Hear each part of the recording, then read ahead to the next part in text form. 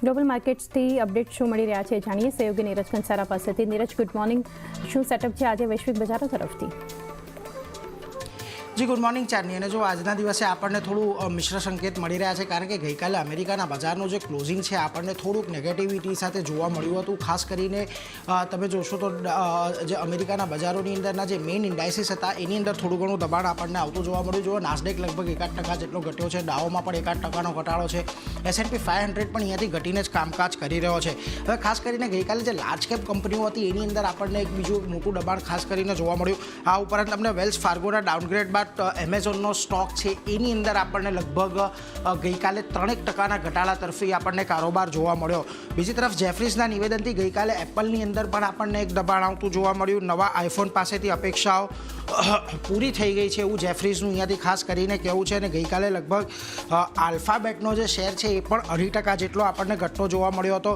જોકે હવે આજે યુએસના બેલેન્સ ઓફ ટ્રેડના આંકડા આવવાના છે અને એની સાથે જ FOMCની મિનિટ્સ આવવાની છે, જેના પર પણ બજારની નજર છે. એટલે આ બધાની વચ્ચે હવે બજારની આગળની ચાલ ખાસ કરીને નક્કી થશે. પરંતુ ગઈકાલે જે ટેકનોલોજી શેર્સની અંદર આપણને એક મોટો ઘટાડો જોવા મળ્યો એને કારણે અમેરિકાના બજારમાં ગઈકાલે ખાસ કરીને દબાણ આવતું જોવા મળ્યું.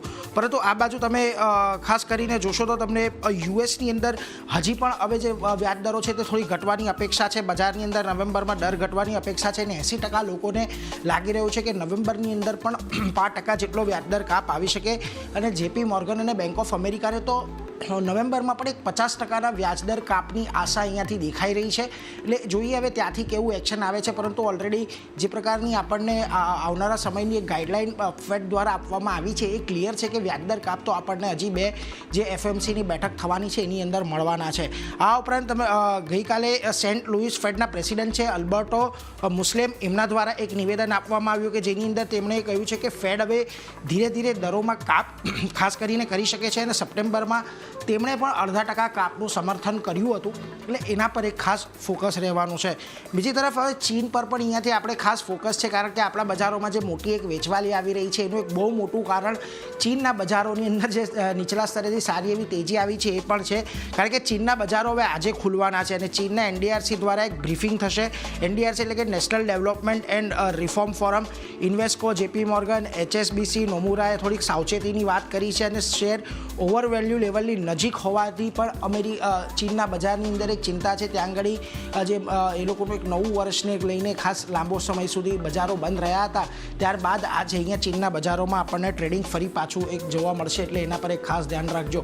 જોકે ગઈકાલે ક્રૂડમાં પણ આપણે એક ઉછાળો જોયો હતો. ગઈકાલના દિવસે આપણને ખબર છે કે ક્રૂડની અંદર જ્યારે ક્લોઝિંગ બેલ કરી રહ્યા હતા ત્યારે જ ઓલમોસ્ટ ભાવ $79 આજુબાજુ પહોંચી ગયા હતા. પરંતુ ગઈકાલે હજી વધારે ઉછાળો આવ્યો. 2 મહિનાના ઉપલા સ્તરો પર બ્રેન્ટ પહોંચતું જોવા મળ્યું.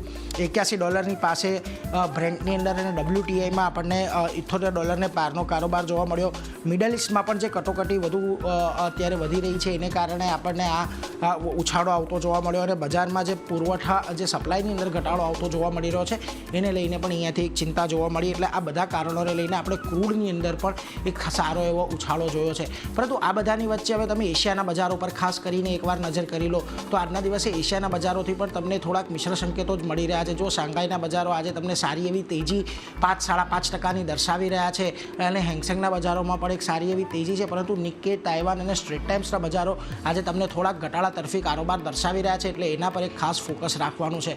પરંતુ આ બધાની વચ્ચે જે આપણા ગિફ્ટ નિફ્ટીના સંકેતો મળી રહ્યા છે એ પણ ઘણા મહત્ત્વના છે. ગઈકાલે આપણે જે ક્લોઝિંગ આવ્યું કેશ લેવલ પર 25,000ની નીચેનું ક્લોઝિંગ હતું અને ફ્યુચર્સની અંદર ગઈકાલે જો તમને 24,985ના ક્લોઝિંગ જોવા મળ્યા, જ્યાંથી અત્યારે 24,896 એટલે એક બહુ 101 પોઈન્ટના ઘટાડાના સંકેતો હજી પણ તમને અહીંયાથી મળી રહ્યા છે ફ્યુચર્સ તરફથી. એટલે આજના દિવસે પણ થોડું ઘટાડા તરફી જ આપણને બજાર ચાલુ થાય એવી એક અપેક્ષા છે ચાંદની.